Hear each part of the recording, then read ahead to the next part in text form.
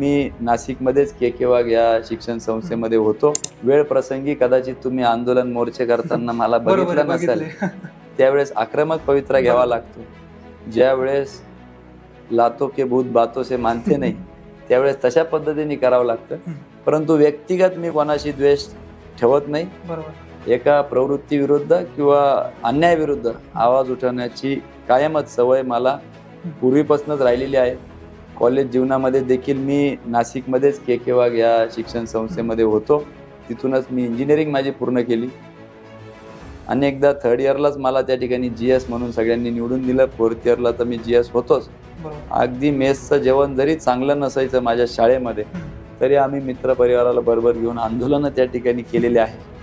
त्याच्यामुळे अन्यायाच्या विरोधात आवाज उठवणारा, अन्याय करणाऱ्यापेक्षा अन्याय सहन करणारा जास्त मोठा गुन्हेगार आहे असं मी समजतो.